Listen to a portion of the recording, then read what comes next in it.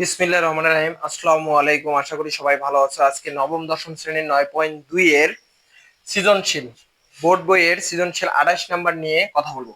A B C এর কোণ B সমান 90 ডিগ্রি, এ বি সমান 5 সেন্টিমিটার, বি সি সমান 12 সেন্টিমিটার হলে ক নাম্বারে বলা আছে এ সি এর দৈর্ঘ্য নির্ণয় করো। এ সি এর দৈর্ঘ্য নির্ণয় করতে গেলে অবশ্যই আমাদের যা আছে সেটা চিত্রের মাধ্যমে উপস্থাপন করতে হবে। তো আমি লিখি ক নাম্বারের সমাধান। দেওয়া আছে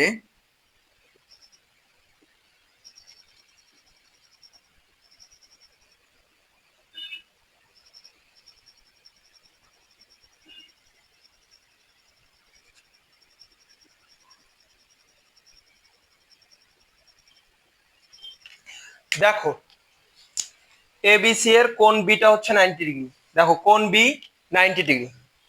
AB AB 5 centimetre, BC 12 centimetre. কি বের করতে হবে? এসি এর মান। এসি এর মান।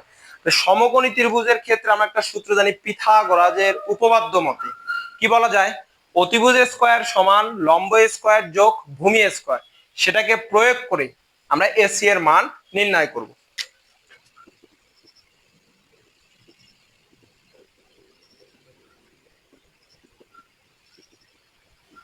লিখছি পিথাগোরাসের উপপাদ্য মতে অতিভুজ স্কয়ার সমান লম্ব স্কয়ার যোগ ভূমি স্কয়ার। লম্ব আর ভূমির মান দেওয়া আছে, অতিভুজের মান বের করব। স্কয়ার ওইদিকে গেলে কি হয়? রুট হয়ে যায়, সম্পূর্ণটার উপরে রুট হবে। এ বি এর মান দেওয়া আছে আমার 5, 5 এর উপরে স্কয়ার প্লাস বিসি এর মান 12, 12 এর উপরে স্কয়ার তার উপরে রুট। কি দাঁড়াবে এখন? 5 এর উপরে স্কয়ার 25, 144 যোগ করলে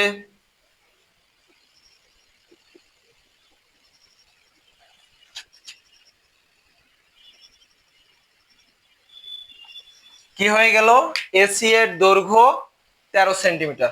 আমার ক নাম্বারের সমস্যা সমাধান হয়ে গেছে। এখন চলে যাব আমরা ক্ষয়ে।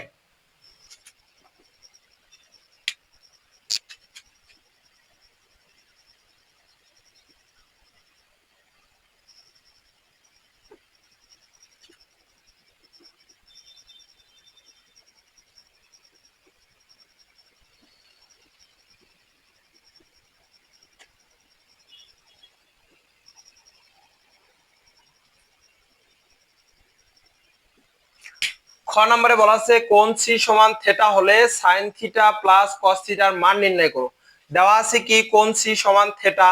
এ বি এর মান আমার উপরে উদ্দীপকে দেওয়া আছে, এ বি এর মান হচ্ছে 5, বিসি এর মান হচ্ছে 12 সেন্টিমিটার, আর ক নঙ্গে একটু আগে এসি এর মান বের করছি আমরা 13 সেন্টিমিটার। এখন দেখো এ বি সি এর কোণ সিটা হচ্ছে থিটা, এ বি এর মান 5, বিসি এর মান 12, এসি এর মান 13। এখন আমার কি করতে হবে? সাইন থিটা কস থিটা এর মান নির্ণয় করতে হবে। তো আমরা লিখি যে অতএব ওকে সাইন থিটা সমান কি জানি? সাইন থিটা আমরা জানি যে কোণের বিপরীত বাহু ভাগ অতিভুজ। বিপরীত বাহু এ বি, অতিভুজ এসি যোগ কস থিটা। কস থিটা যদি হয় সন্নিহিত বাহু ভাগ অতিভুজ। সন্নিহিত বাহু হচ্ছে বিসি, অতিভুজ হচ্ছে এসি। এই সংখ্যাগুলো আমরা বসায় কাজ করব।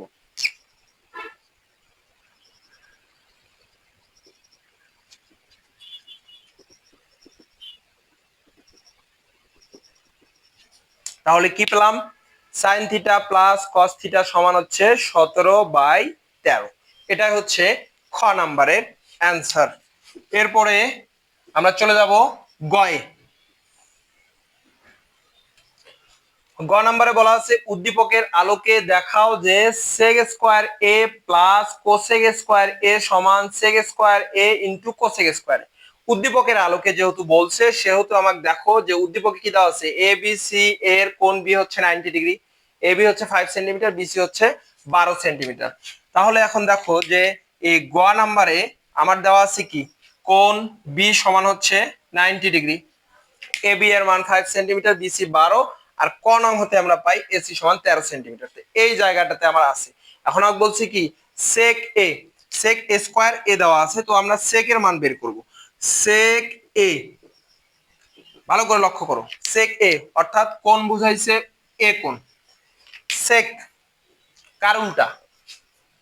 সেক হচ্ছে কসের উল্টা। কসটা কি? কস হচ্ছে সন্নিহিত বাহু ভাগ অতিভুজ, এটাকে উল্টাই দিতে হবে। অর্থাৎ অতিভুজটা চলে যাবে উপরে, সন্নিহিত বাহুটা আসবে নিচে। অতিভুজ যদি উপরে চলে যায় তাহলে এসি উপরে, আর সন্নিহিত বাহু হচ্ছে এবি।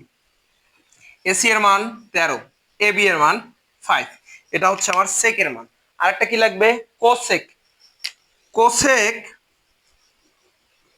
হচ্ছে ঠিক সাইনের উল্টা। সাইন কি? কোণের বিপরীত বাহু ভাগ অতিভুজ, এর উল্টা। অর্থাৎ অতিভুজটা যাবে উপরে, বিপরীত বাহুটা থাকবে নিচে। তাহলে লিখি এসি বাই বিসি, মান বসাই। হ্যাঁ, এখন আমরা সেক কোসেকের মান পেয়ে গেছি। এখন আমরা লিখবো বাম পক্ষ ডান পক্ষ।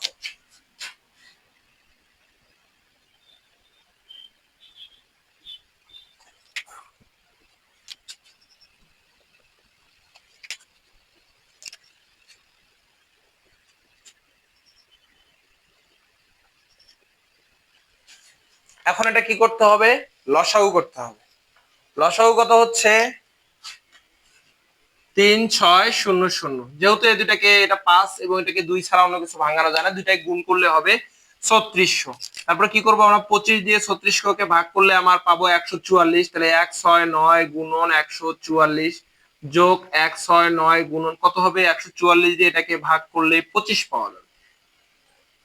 এরপর এই দুটা গুণ, ওই দুটা গুণ, কত আসবে? 2 4,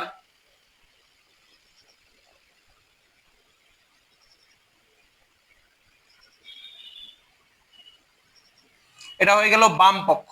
এরপর চলে যাব ডান পক্ষে।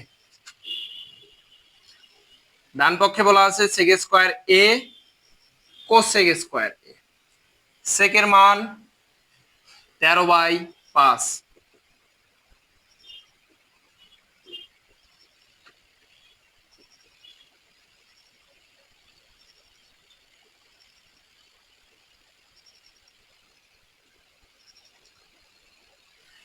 দেখো বাম পক্ষ ডান পক্ষ সমান, তাহলে আমার দেখানো হয়ে গেছে। অতএব